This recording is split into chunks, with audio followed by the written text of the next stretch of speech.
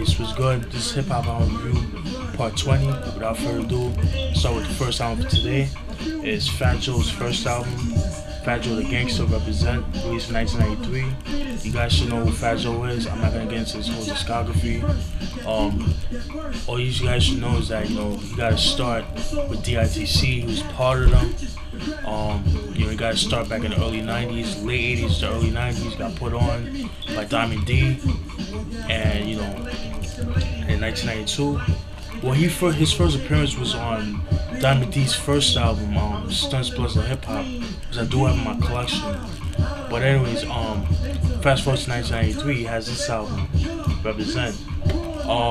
Pretty solid albums. To me, this album, Jealous One's Envy and Don Cartagena are my favorite albums, and to me, his best albums. The albums after that are kind of like, not really my favorite. Although I do like his Me, Myself, and I album. That was a pretty dope album. But anyways, back to this album. You see a young Fat Joe. You see the projects, pretty dope. Pretty ill. Look at that. Fucking grimy as shit, man. Back when New York was New York, you know what I mean? Not this fucking, hipster shit that's going on. But anyways, fuck all that noise. But pretty solid album. If you're a fan of D.I.T.C, definitely a must have in your collection. If you're a fan of early 90s hip hop, boom bap, with the jazz samples and hard drums, definitely a must have in your collection. Singles this album is known for are Flojo, which got him a Grammy the next year, and Watch the Sound with Grand Puba and Diamond D. That song didn't really do well. It wasn't as successful as Flojo, but it was a pretty dope song as well. If you go on YouTube, go look for the Beatnuts remix of that song, Watch the Sound. Oh my god, that shit is crap, you know what I mean? But this is Fat Joe, Represent, released in 1993, must have in your collection. This is the Fat Joe, in my opinion, in his prime. Then we have Fat Joe's second album, Jealous One's Envy, released in 1995. And to it is 2 years after Represent. This album has like a more, it's still street, but this album has like a more of a, mafioso vibe to it, you know what I mean?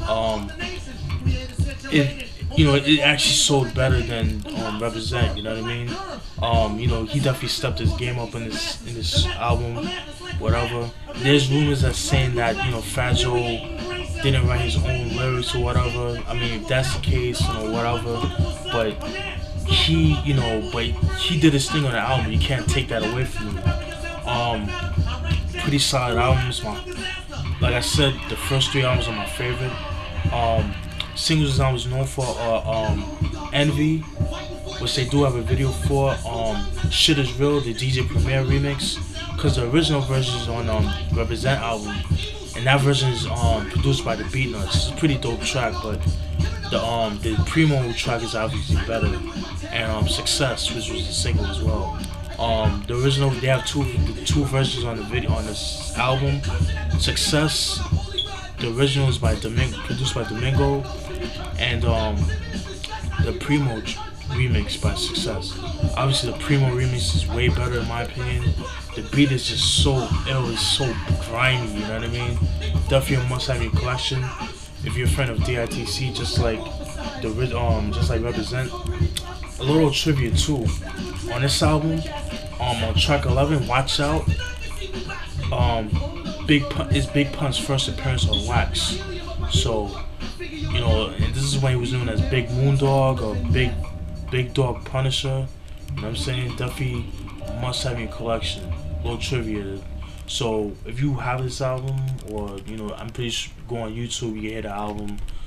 You type in the song Watch Out with Fat Joe, and then you hear Big Pun's first appearance on Wax.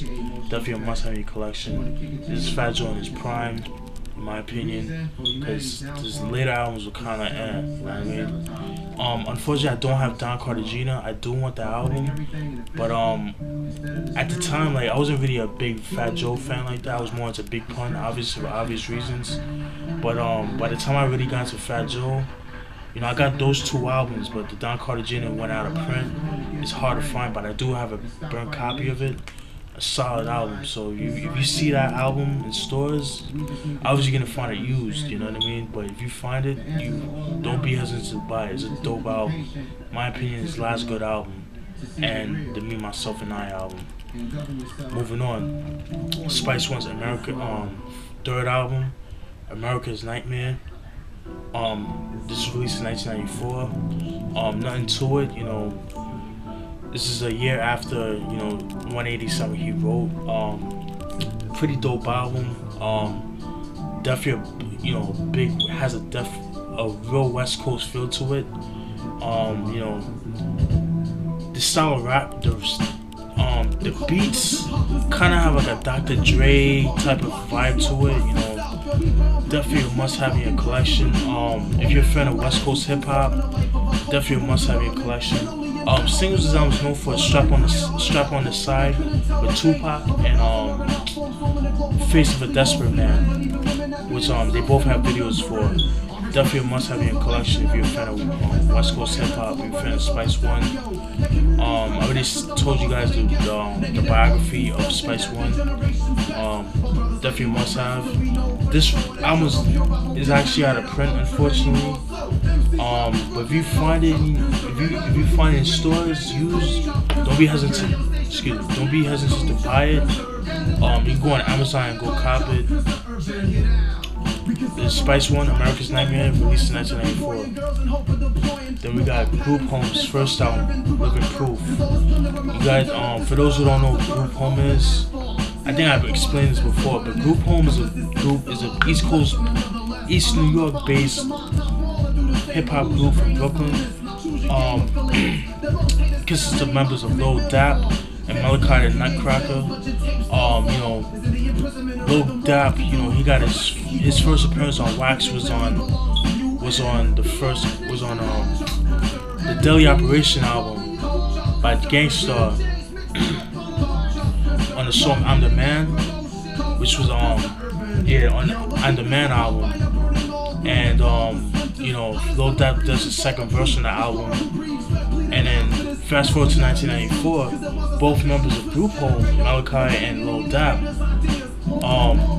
appeared on track Speak Your Clout, excuse me, and Words for the Nutcracker, which is Amerikkka's solo track. It's about like a minute and a half long, but a pretty dope song. And then after that song, you know, becomes Mass Appeal. And then fast forward to 1995, we have this album, Livin Proof. My opinion, definitely one of the illest albums to come out in the 90s. To me, some of Primo's illest beats are on this album, in my opinion. Singles I was known for Superstar, Livin Proof, Suspended in Time, and I believe that's it. Definitely a must-have in your collection. They came out with 3 more albums. They came out Tear for the Ghetto, which was released in 1999. I don't have that in my collection. Unfortunately, the album was actually out of print. They came out with an underground album called We're Back. And last year they came out with an album called Guru, Gifted Unlimited Rhymes Universal, which is pretty much paying homage to the late Guru that passed away earlier that year in April.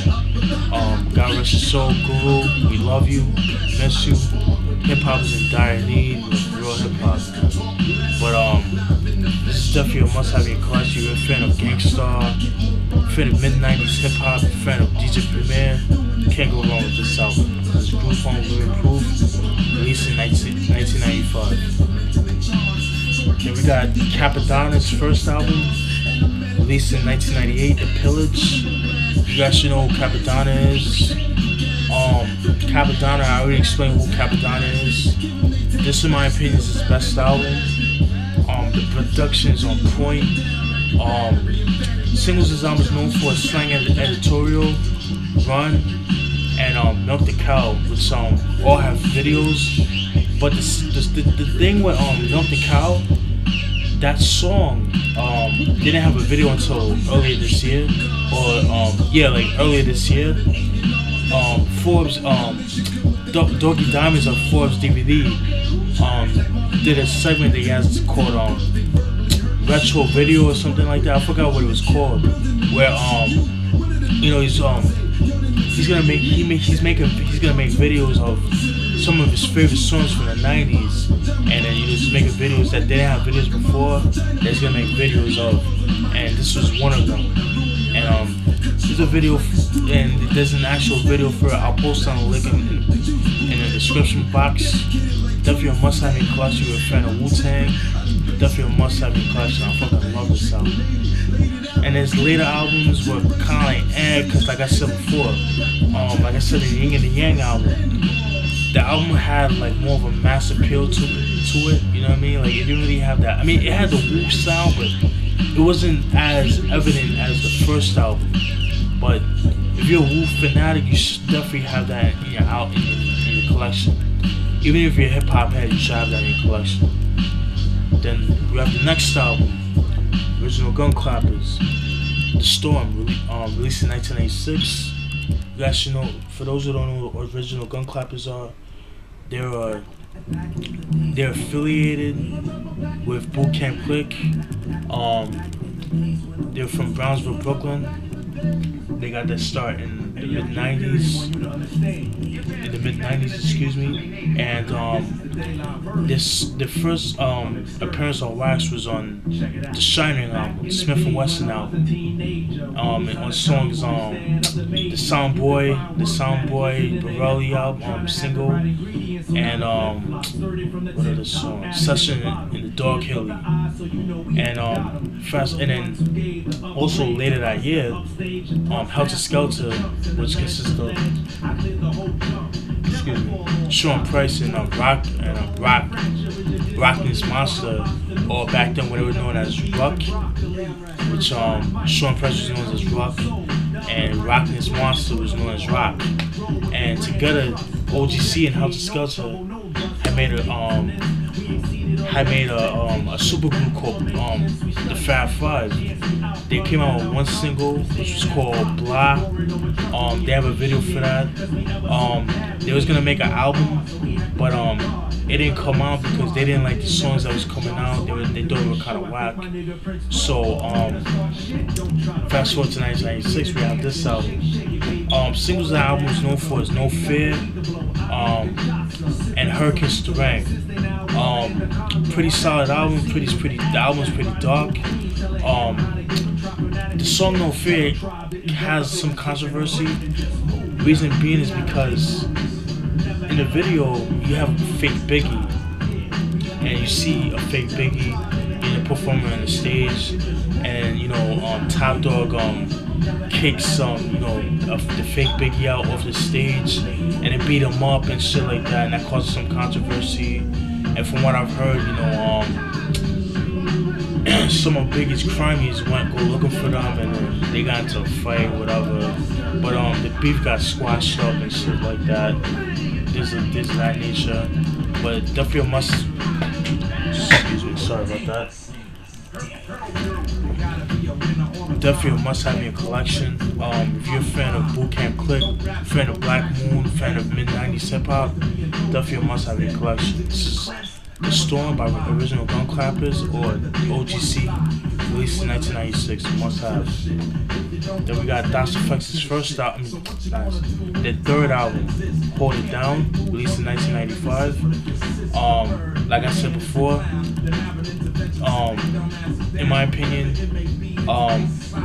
Straight Up Suicide and this album is their best albums.